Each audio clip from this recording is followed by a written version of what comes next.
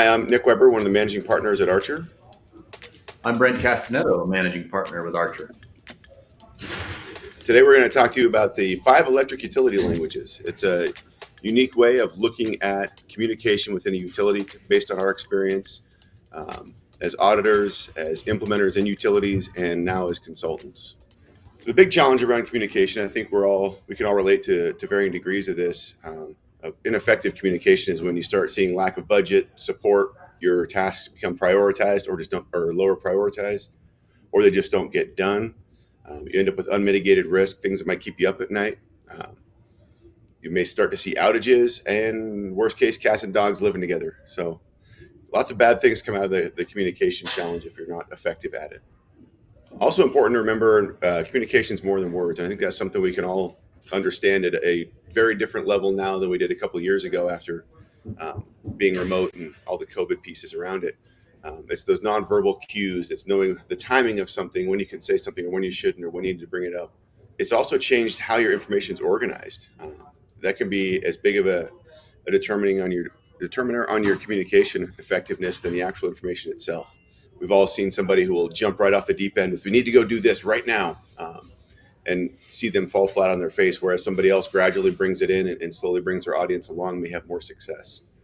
And the other one, the one that's big for me, I'm the guy who jumps in and says, "We need to go do this right now," because for me, it's all about the so what factor. What changes? What do I need? Why do I need to do this? So some of you may be familiar with the 5 love languages introduced by Gary Chapman around relationship communications, the words of affirmation, the acts of service, physical touch, quality time, or gifts. Um, I know that's something that was kind of an eye opener to me when I first saw it a few years ago. And as we were putting this together, started thinking through, does that apply at work? I think there probably is a case where it does. For those of you who are familiar, you probably think back to a time where you have communicated with the wrong love language with the person you're trying to interact with. One that comes up for my wife and I particularly is when I may think she needs a gift when really she just needs to be here. Here she's doing a great job. So it's kind of that talking through the wrong love language. We end up talking past each other.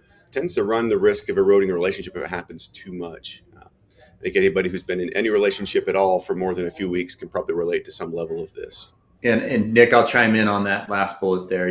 Talking past one another. I think there's significant challenges in the workforce today with recognizing that I want to get my point across. My area of focus is more critical than potentially those who I'm communicating with. But making sure that you're being an active listener and understanding what that perspective is helps you identify the specific language you need to speak in the context you need to speak it. So as we looked at this and said, how could this apply to a utility? Because I think we've all seen the different personalities or individuals within our workspaces, and what really moves the needle for them. The one that's first and foremost, I think, for all of us is safety. I'd say anybody who spent more than a few minutes in any utility in a workplace setting understands how critical that is. We start meetings with a safety minute or a safety briefing. We're having continually evaluating the best ways to make sure we all go home safe at night. So that's something that always is a good underpinning when to use. If when in doubt, you can go to safety. Another common one is financial. Everybody understands dollars and cents. Operational availability, I think, as you get more into your transmission, your generation side of things, your folks who are truly involved in the core operations of the business, they're really going to care possibly even more about their operational availability than the financial side of it because they know that's where the financial comes from. Many of us have spent some time in the compliance side, whether we like it or not.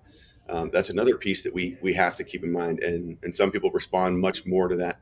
What do we have to do to be compliant side of the coin? And then the last one, particularly when you get to the executive level, but also keep in mind at really every level, everybody wants to work at a place they're proud of. The reputation angle, kind of the old adage I've always used or heard is the newspaper test. How would you feel if you saw us on the front page of the newspaper tomorrow? I guess now it'd be the front page of Reddit, but dating myself there a little bit. So taking a deeper dive into safety, kind of hit on this a little bit before, that everybody understands safety and it resonates to varying levels. And while everybody understands it, there are certain pieces that it really drives home. Generally, the executive and the operations folks, the people who are in the line of fire most often, most days. That's where you're generally going to find your safety people outside of your safety department. Some ways to identify if somebody's kind of a safety speaker. They identify risks early and often. They're always approaching challenges through the safety lens, whether it's through personnel, always looking at how can we do this safer. The one who says, hey, let's stop, let's hold up a minute, let's take a look at this. They're generally your safety speakers. The so what factors for their safety speakers are going to be that reduced personal risk exposure, increased protective measures, fewer injuries, and ultimately less missed time. Yeah, I'll add here, Nick. I think as a safety speaker, talking to them and recognizing those impacts, those potential impacts, that's something all of us can easily reconcile in our minds and say, if I don't do this, the risk of injury here, the risk of life and limb is significant. So ensuring that we're speaking that language appropriately with those individuals, and then attributing it accurately to their overarching needs and desires is I think an important piece. So as you start to engage your safety speakers, use your safety near misses or common denominators on safety incidents to frame those up. Consider your security vulnerabilities in your safety system. That's something that I think gets overlooked a lot as we look at different systems to bring in to help make our workplaces more safe and make sure, again, we're going home safe at the end of the day. Much like we see for those of us in the physical security space, we'll see a really cool camera and hang it up and not realize the IP vulnerability or the vulnerabilities you may have by putting another IP address on your network. Your security tools are no different. They're still going to have vulnerabilities they're going to bring in. It's another touch point to your systems. So really understand that and be able to articulate that back to the people who really own those systems, your safety speakers, so they can understand, here's the full scope of putting the system in. It's a great system. Let's do it right kind of approach. Another one to keep in mind is OSHA recognizes workplace violence as a workplace, as a hazard, and offers some assistance around it. So it's not just something that security and compliance isn't just for security and compliance sake anymore. It's definitely getting into the safety space. Yeah, I think the safety language is easier to quantify than most of, and I like the fact that we started off with this one because it sets the framework for the rest of the discussion. So again, common denominators on this one as you get into your safety speakers: minimize your line of fire exposure with tools and sensors. Leverage security tools to determine fatigue. I think we can see that both on the physical and cyber side. You can start to determine that pattern of life and some of the more advanced ones, and identify when somebody may be starting to slip a little bit or it's time to get them a break. Encourage security solutions that don't inhibit your safety measures or encourage workarounds. I can't tell you how many times I've seen the various workarounds. Again, physical security is the obvious one because you see a door propped open. My personal favorite was when I saw a traffic cone put over one of the gate sensors to lock a gate open because it hadn't been made simple to go and do the right thing. So make sure your security solutions aren't underpinning those safety and operational pieces as you go forward. Pivot over to the financial side. I think everybody who's spent more than a week or two in management understands that financial is a huge driver. At the end of the day, if the company's not making money, then we don't really have a place to be anymore. And everybody can start to understand what that looks like. But I will say that even though you may have a little bit of a financial background, it's a very different understanding than somebody who's a true native financial speaker. That was one of the things I learned when I was a security manager and thought, oh, yeah, I know how to do budgets and all the finance stuff and track all that. And then I went and sat down with some of our finance folks and realized that I was using crayons and they were Picasso. So understanding the different levels there really help. And the more you can get to understand, maybe you don't have to go and be Picasso, but be able to appreciate that, I think you're going to go a lot farther with a financial language speaker. There's a couple ways to identify your financial speakers. You're going to hear terms like ROI, return on investment, net present value, or even NPV. Sometimes you'll see that one cut or acronymed. Utilities love acronyms. They'll talk about credit or bond ratings. Those are going to be the things you hear them speaking about when you're in meetings and discussions, and talking about making changes or evaluating those pieces. So you're going to want to approach those solutions through that financial impact lens. What is this going to do to our ROI, or what's the net present value on it? Does it potentially have an impact to our credit or bond ratings? Again, bringing that back to your so what factors. What's your financial loss exposure? What are you risking by doing or not doing something? Is there a cost recovery piece we can leverage on that? Are you demonstrating the best value? Keep in mind the best value isn't necessarily the lowest price. You got to look at total cost of ownership, your ongoing maintenance, your licenses, whatever it is. There's always more behind that first sticker price. So make sure you have those answers because they're going to ask those questions. Is there an opportunity for rate recovery? So those are all the kind of things to look at when you're teeing up to talk to a financial speaker. Yeah, you mentioned best value, right? And ensuring that you're really truly evaluating total cost of ownership. I think that's a key element to communicating with these type of people. And as project managers or folks that want to bring technology or tools or resources into their environment, this is going to be really key to successfully navigating, your discussion or that conversation with a financial speaker. One of the tools that I really found and was huge for me was net present value. And honestly, if you sat down and asked me to explain it, I still probably couldn't do it as far as how we got there. But it's in a short version, it's the financial impact of a project over time in present day dollars. So it's going to take into account inflation, efficiency gain or loss, operations and maintenance efficiencies. So one of the things you may look at there is as you're getting towards end of life on a particular piece, is it costing you more to keep it running than it is to just bite the bullet and buy the next iteration or upgrade it? Look at your opportunity cost. That was a huge one for me when that was introduced. By spending time on this, what are you not doing? And is what you're not doing more valuable than what you're than spending time on that particular incident or a particular piece of the business? Really looking at everything through the lens of not only finance but also time. Like the old saying is, "Time is money." There's a lot of truth to that. Um, in the net present value piece, like I mentioned, the way I did it is I found the guy that really understood it, my utility, bought him lunch, bought him a beer, said, "Help me," and he did. I went and asked for help, and that was one of the best decisions I ever had, and probably the best conversation I had, just to get my brain around how to look at things from, again, that financial lens. Another more simple one for those of us who've done CISSP or CPP or any of those kind of certifications, or even a basic understanding of risk, is looking at things through the single loss and annual loss expectancy lens. For me, that was a very valuable tool to sit down and say, okay, we're going to look at this particular event, this particular risk, and say, if this happens on the most dangerous or most likely, depending how we phrase it up, if this event happens, how much of whatever asset are we going to lose, and define that as a percentage. Then go and look at, okay, what's the total replacement cost of this asset? Not what it cost when we bought it 20 years ago. What's it cost to go buy a new one now? Multiply those together, and now you're going to understand how much that single loss expectancy or that single event is going to cost you. Then you roll that into the next piece, which is your annual loss expectancy. So we're looking at big capital expenditures. Your annual loss expectancy can be a great tool to use. So you start with that single loss expectancy we just went through on that last side. Then you look at annual rate of occurrence. Is this something that happens 5 times a year? And you put a 5 in there. Is this something that happens every 10 years? 0.1. I mean, you put that in there as a numerical, how often it happens per year. Multiply that against straight math, the stuff we learned in grade school here, and you're going to come out with your anticipated loss per year. So if you're looking at a $100,000 single loss expectancy that happens on average once every 100 years, if you're spending less than $1,000 to prevent that, then you're probably doing a good thing. Whereas if you're spending $2,000 to mitigate that $1,000 a year risk, better off just putting that money into an investment somewhere else and plan to pay for it whenever that event happens, if that makes sense. Just kind of looking through how to determine if something measures up against the risk from a financial perspective. So the next language we're going to get into is the operational availability. This one's probably a little bit less common than your safety or financial, because it really is nuanced into your folks who are in your operations component of your utility. They're living this every day. They're being measured on recovery time for an outage or availability on a generator.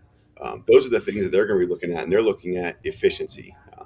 And oftentimes we see the operational availability and the safety ones kind of come to a head because that efficiency versus safety piece can sometimes feel like they're at odds.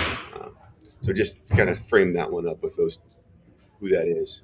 How to identify, again, typically they're in an operations component of your organization. They talk about uptime or available time of their assets or their crews. They're always talking about increasing efficiency. And to them, a fraction of a percent efficiency is huge, when the rest of us may look at it and go, okay, 0.1% efficiency doesn't mean much to me. But if you're talking about a generator fleet, that's huge. So there's so what factors that you're always wanting to bring these back to are, how are you going to keep the generator spinning? How are you going to minimize outage? When you have an outage, how are you getting back online as fast as you can? How can you be more efficient? Again, even small increments are huge when you start looking at this level. And the biggest one, how can you make life easier for your operations personnel? How can you take one phone call off their plate for a day? Those kind of things are going to be your so what factors with operational availability. Yeah. Again, when you're dealing with or speaking with folks that are fluent in the operational communication area, right? Often most of us come out of compliance, or we come from finance as a background, if you will. the challenges are significant in communicating effectively with operational personnel. And I think you go back to that so what factor where making lives easier, right? That's what those operational folks really focus on. So the key metric I think there is to really reframe it in such a way they understand why this tool, technology, these set of resources coming in are going to make their folks' lives easier. So you start to frame up the conversations with your operational speakers.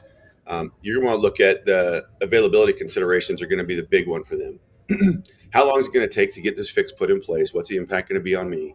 If we don't do it, what's my recovery time look like?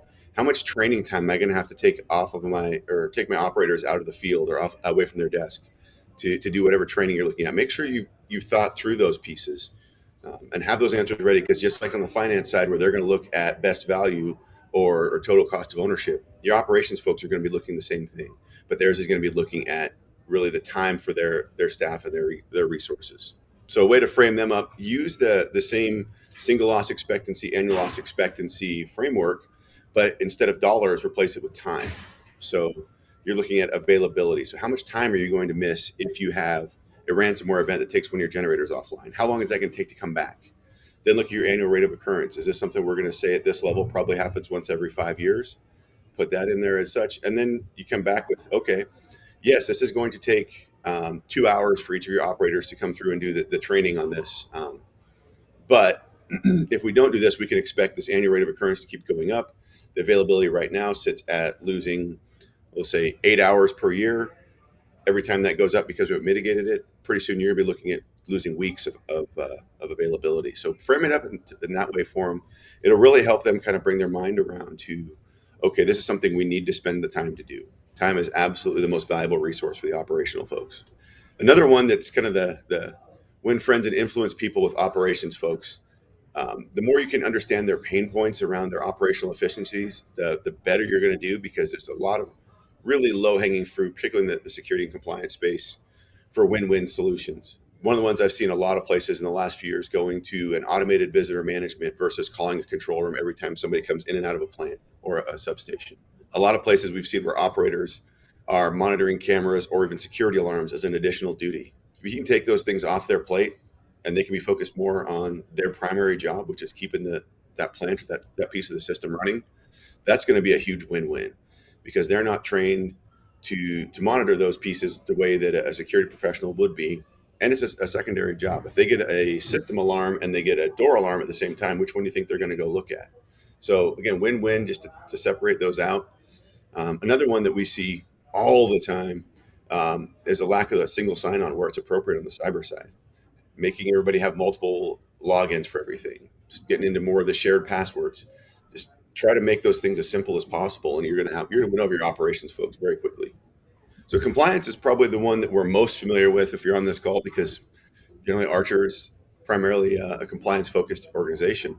But it's something that does touch everybody in the utility. Like finance, though, varying degrees. There's a difference between having to make sure that you're doing the right things, you're doing your annual training, rather than trying to manage and monitor all that. And I'm pretty sure I'm preaching to the choir on this one, but understand kind of that level of your finance speaker, whether it's kind of that passive, I know a little bit about it, or it's that person who eats, sleeps, lives, and breathes it. It's important to understand. Yeah, I think I'll add there. You'll have to adjust. You know what I mean. You'll have to adjust your messaging appropriate to the level of understanding from the compliance personnel. So if you're talking internal compliance folks, that's easy. We all kind of speak that same language. We understand it well. But when you're dealing with compliance out in the field, potentially there's going to be some nuances there that you may or may not understand fully. So be prepared to speak to that when focusing on your compliance folks. So ways to identify if somebody's kind of a native compliance speaker. First one, they work in the compliance branch of the utility. That's kind of a no-brainer there. But you hear them frequently use acronyms like FAC, SIP, NERC, FERC, BAL, TSA now, SOX, OSHA. They speak in acronyms. That's usually a good indicator. Or if they approach challenges in a prescriptive manner, we have to do this or we can't do this. Chances are they're pretty fluent in compliance if they work with those prescriptive side of things. Your so what factors, your absolute biggest one is avoiding a violation. I think we can all relate to that one. Nobody wants to be found in violation, but these folks, it's front and center. They're also looking for audit proven solutions. What's gone through that crucible and survived? and then always looking to minimize human error. I think every time we've gone through any root cause or looked back through any violations, there's a human error somewhere involved there. So if you're speaking to a compliance speaker, obviously the first thing to do is understand your total compliance landscape. I know when I stepped into the utility the first time, coming out of being an auditor, my whole world revolved around NERC SIP and NERC operations and planning. And I'd kind of heard of some of these other ones like SOX and HIPAA and GDPR. TSA, I thought was just a place that did the airports. Now they're getting into the compliance game pipelines. Had never really considered OSHA compliance piece. So understand all those other pieces of compliance around your utility and how those can work together, or they may be at odds, just so you're able to know the landscape before you step into that conversation. Much like operations, there are some common pain points in compliance, and I think we could probably spend the whole day admiring this problem because I think we all have war stories around it. But the short version is look for those efficiencies. Look for automation, existing off the shelf solutions, and common solutions. Not every compliance problem needs a bespoke, custom built solution to it. A lot of times there's something that's an off the shelf that can work pretty well for SIP, can cover some O&P. Maybe it'll work on some dam safety pieces. Maybe it's going to be a big piece for this TSA pipeline as it comes down. But look for those ones that can be a solution across your organization, not just for one particular flavor of compliance. Again, this one I think rolls into several other areas, right? Whether it's the financial aspect, the operational efficiencies, or what have you. You know, when we're bringing in tools, solutions, technology, or automation into the equation, it harkens back to that so what factor. Really, you can capture a lot of the so what by ensuring that, hey, we achieve full compliance of this, and it'll keep us out of hot water because it's a strong internal control. Another piece with compliance, particularly if you're a compliance speaker and you're trying to talk to folks who aren't, is truly understand the outcomes of noncompliance. And I would also caution, don't overstate them. They don't need to be overstated, frankly. That's the first one.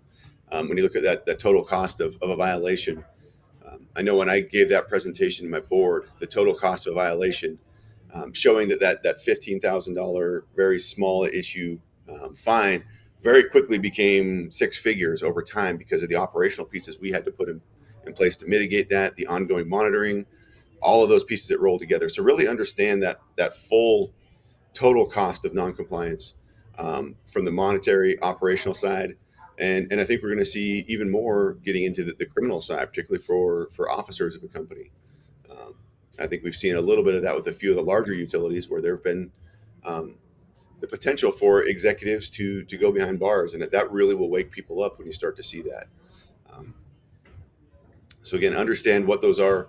Don't overstate them, but be honest with them. And if you're not entirely sure, reach out. I'd be glad to share some of my experiences on seeing how what looks like a fairly small fine turns into something pretty quick. Just like a speeding ticket may only be a couple $100 where you live, but your insurance is going to go up, and you get another one, and then they go up, and those pieces. Just kind of think through it in that way, how it snowballs out on you.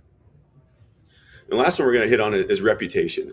As I said earlier, everybody wants to work at a place they can be proud of, but when you get to certain other places where they're really looking at reputation, some people will make reputation front and center of how they're going to make decisions. And these are your reputation language speakers. You tend to find them more at the executive band, but they might surprise you where they come out of places. I know the utility I worked at was kind of in a small utility in a small community, and some of our from top to bottom, we saw people who were more interested in making sure that the company was something to be proud of than anything else. And that's a great thing because they're always looking to do the right thing, generally speaking, I would say. So again, how do you identify? They care deeply about the external perceptions of the company. Some of them may even have job evaluations that are tied to the company reputation. Particularly, you're going to see that again at your executive level, but also in your customer service, and those customer approval or customer satisfaction surveys. And again, they're regularly evaluating those through the newspaper or in these days Reddit or Twitter test. So their so what factors, it's always going to start with how does this action or inaction, if you don't do something, inaction is still an action. But how does that look from outside the organization? The next question they're going to look at is if something goes wrong, how are people outside the organization going to react, particularly the media and the customers? They're also going to care deeply about branding. What does this say about our brand? Is our branding appropriate? Those pieces are going to really move the needle for your reputation speakers. Yeah, this is an important one. You look at all the recent events, whether it's a hack on a pipeline or ransomware event that's gone on in the utility space. That stuff hits front page news, and again, what that does to you from not only a customer perspective, but you mentioned the rate bonding, those types of things. There are significant financial impacts that may result if you are, if you struggle, that, like you mentioned, inaction or action, whatever we're doing. So be very aware, and you can really move the needle when speaking with reputational folks, helping them understand what a true impact would be from a cybersecurity perspective. Can I come back to that first question you're going to need to be able to answer before you even have the conversation is, what is this going to look like in the front page or in 240 characters or less? That 240 characters, I never would have imagined would be so critical to be able to be concise. But I think that's the world we live in right now, where we're looking at 240 characters or less. After that, you've kind of lost your audience. So being able to make sure that you can explain that without going into detail and nuance to protect your reputation. And like Brent said, your reputational impacts go way beyond the hearts and minds. A lot of other implications with compliance, finance, operations, safety, all of those can be touched by your reputation. So as you're framing up those reputational conversations, you want to look at what is going to define, or what could that action or inaction potentially impact the organization's reputation. Is it going to bring additional regulatory scrutiny, potentially have your stock prices, your bond ratings take a hit? um, I know that's one of the things that happened in my hometown here. We had an organization outside the utility space that recently got downgraded on their bonds, and after all the other things that were going on that were not good around that place, that is what got the needle moved with their board. Was when their bond rating took a hit. Now it's a big deal. So that's a big piece to understand how that reputation can get there. Because once you start getting those downgrades, it's kind of like missing credit card payments. Getting that score back up is really hard to do. So letting that reputation hit that's a real bad day. So being able to understand that. Another one that I think we can all relate to at this point is staffing challenges about reputation. You may start to see more resignations, find it harder to recruit talent, which then means you got to pay more to recruit talent, or you just can't get it at all. And I think with the labor shortages we're seeing across all the industries right now, that's something you can't really risk. So understanding how reputation impacts those things. And then probably the biggest and most in your face level is, if your reputation goes so bad, you may start to see some civil unrest in the form of protests, or even vandalism and targeted violence outside your company headquarters. And nobody wants that. So being able to understand how those actions could lead to any of these outcomes and articulate that clearly will really hit hard with a reputation speaker. So we're going to talk a little bit, how do we put all this into practice? It's all great to kind of understand this, but it's a whole different level to have to jump in and make this happen on the fly and have these conversations. The common underpinning on all of this is risk. And one of the things I always ask myself when I hear somebody say risk is, are they using it as a buzzword, or are they using it as the Rosetta Stone that it can be to translate all of these different languages? Ultimately, it comes down to, it depends. You've really got to look at it. If it's a buzzword, they haven't defined it, or they defined it poorly. They're not tying it to specific actions or metrics, or they're just saying it's too complex. That's the quick way to make my face turn red, is tell me something's too hard. But you'll hear that a lot with people who don't truly understand how to use risk as a tool. When you do understand how to use it as that Rosetta Stone tool, you're able to tie risk to the audience's language or languages, and be able to say how this is going to hit multiple pieces of these languages. But risk is where we come back to. This is the piece we can all say. You're speaking compliance, you're speaking operations, you're speaking finance, but we all understand risk. That's kind of our underpinning piece. And then use it to simplify that array of actions or outcomes. So go through and say, here's our reputational risk, here's our financial risk, here's our operational risk, and clearly paint those out to better paint that full picture. So in the simplest form, risk is the possibility of loss or injury. That's it, nothing more. I know there's a lot of other ways you can go into the weeds with that, but at the high level, this is what we're talking about with risk: the possibility of loss or injury, nothing more. So how do we make it work for us? The first one, again, is define what could happen. What action or inaction can increase or reduce that likelihood of loss or injury? Define the extent of loss or injury. Is it going to be something very minor that you're not even going to think about in a week, or is it something that could lead to a complete restructuring of your company? Focus on that array, and even paint that, when you don't know for sure, paint the range of outcomes, but then generally come back to what's your most likely and what's your most dangerous. So kind of, here's what we expect to happen, and here's the worst case when you paint that array out together. And then identify your most impacted stakeholders and make them your champions. Come to them and say, hey, you know what's going to happen to your department or your organization or you personally if we don't do this, or if we do this thing. Do you understand that? How can we help work through this? Bring them on board Yeah, that's a really good point, Nick. Bringing that into the equation and making, developing advocates inside your organization that are going to support you and champion your cause to help the other folks in the organization who may not fully speak this risk aspect of it, understand it, appreciate it, and then move on it. Right. That's ultimately what we want them to do, is take an action or remove something else to an inhibitor that's preventing them from bringing that risk score down, if you will. Making risk work for you.